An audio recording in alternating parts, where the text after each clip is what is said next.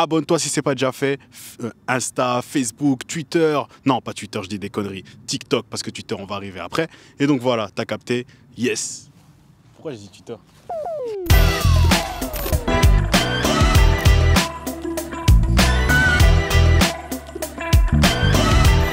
Yo yo les gars, j'espère que vous allez bien, c'est Azamandro de Boap et là on est en direct du festival de Dour, on est sur le site du festival, il n'y a personne encore pour le moment mais on vous attend nombreux et nombreux sur le festival qui va commencer le mercredi 13 juillet 2022. Là c'est quoi? C'est le Boap Summer. Le Boap Summer c'est quoi? C'est notre nouvelle émission, notre nouveau concept consacré à l'été où on sera là sur plusieurs festivals, mais là on est au festival de Dour, donc je vais vous parler de ça. Il y aura un épisode du Boap Summer, donc un JT du festival par jour, du mercredi 13 au dimanche 17 juillet 2022. On sera là tous les jours à suivre des artistes, on va les suivre avant, pendant et après leur scène, et puis on va aller à la rencontre des festivaliers aussi tout simplement, voir comment ça se passe, leurs impressions par rapport à ce festival qu'on n'a pas eu depuis 2019, je sais pas si vous vous rendez compte.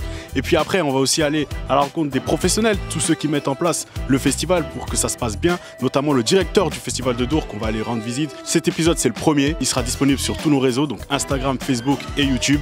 Mais par contre, les autres épisodes seront disponibles uniquement sur YouTube. N'oublie pas d'activer la cloche, de laisser un commentaire pour nous dire ce que tu penses de l'épisode, ce que tu penses des artistes qu'on aura interviewés et puis même des intervenants tout simplement, ce que tu penses de Massap, tu peux tout dire frère, dis tout en commentaire, follow, like, partage un maximum, active la cloche comme ça tu es au courant de toutes nos nouveautés. C'est le Boap Summer sur Boap Media mon gars, tous les réseaux, peace.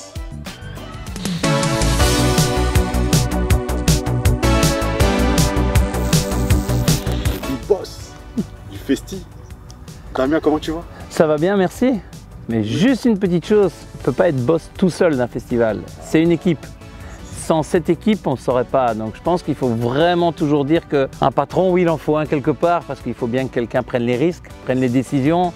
Mais c'est une équipe, depuis le 23 mai, on a toute une fourmilière de gens qui travaillent dans l'ombre. Et ces gens, sans eux, on serait nulle part maintenant. C'est pas grâce à moi tout seul. Et donc c'est grâce à une équipe.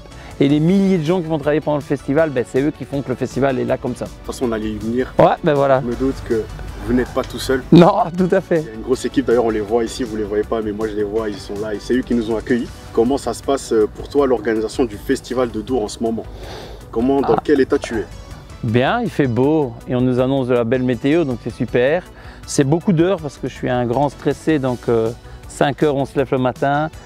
Et on y va, 6 heures on est sur le terrain, on prépare tout, parce qu'en plus que d'être organisateur, je suis le régisseur du terrain du festival. On est en contact avec toutes les équipes, on les coach tous les matins pour leur donner leur mission, faire tout ce qu'il y a à faire, on fait les réunions de débriefing chaque jour, plus le boulot d'organisateur normal. Mais c'est chouette, c'est 7 jours sur 7 depuis le 23 mai jusqu'au 12 août. Waouh. Je voulais te demander, pour ceux qui ne savent pas et pour ceux qui peut-être l'auraient oublié, qu'est-ce que c'est exactement? C'est quoi Dour? Le festival de Dour, c'est quoi? Quelle est son histoire? Quand est-ce que ça a commencé? Et voilà, simplement. Donc Dour, c'est une histoire de quelques copains qui ont créé un événement en 1989. Moi, je suis arrivé, j'étais juste bénévole en 1990. J'ai commencé à monter une scène en 1990. Il y avait que, à ce moment-là, une scène. Et après, le festival a grandi. On a commencé à monter 2 scènes. On a commencé, après quelques années, à se dire tiens, il faudrait bien faire un camping. Et donc, ça a grandi tout doucement. La spécificité de Dour, c'est que ça a grandi tout doucement.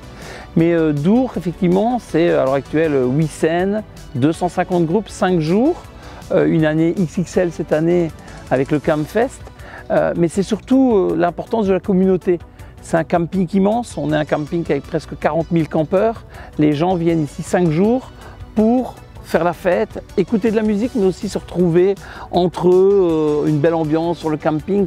Donc c'est ça aussi qui fait vraiment la spécificité du Festival de Dour. Du coup, je voulais demander aussi quelle était la relation entre le Festival de Dour et la ville de Dour.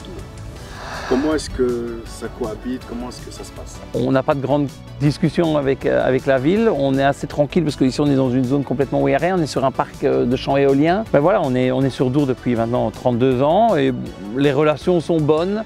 On est aussi au niveau social, c'est quelque chose de très important parce qu'on travaille avec énormément de volontaires. On travaille avec plus de 150 clubs et associations de la région qui reçoivent un subside en échange de l'aide qu'ils font, donc que ce soit des gens pour travailler dans les bars, dans des caisses, des agents d'accueil, sur les parkings, ce sont tous des gens qui reçoivent des subsides pour, par exemple, un club de football acheter des filets, des ballons, club de volley, et donc voilà, donc c'est ça qui est dans le tissu social, c'est hyper important le Festival de Dour, surtout qu'il n'y a plus eu lieu depuis 3 ans.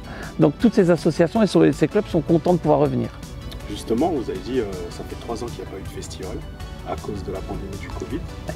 Comment est-ce que vous l'avez vécu? Quand je dis vous, c'est tout le festival, tout l'ensemble de la structure. Comment est-ce que vous l'avez vécu et à quoi est-ce qu'on peut s'attendre justement 3 ans plus tard?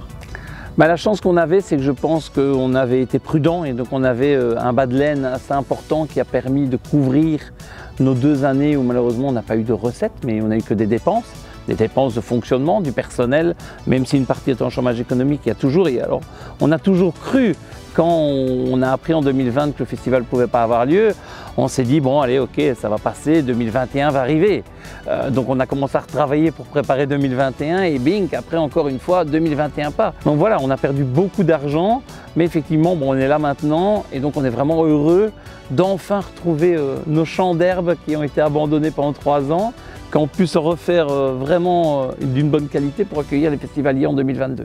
Yo les gars, j'espère que vous avez kiffé ce premier épisode du Boab Zomer. On a été à la rencontre du directeur du festival de Dour. Il a accepté de répondre à nos questions, mais c'est pas fini. Il y aura d'autres questions.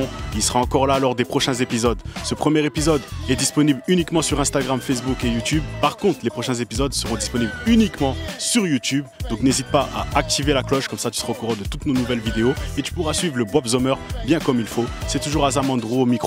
C'est là, on est là, follow nous, c'est Boab, c'est tout pour cette culture. On est en direct du festival de Dour. Let's go!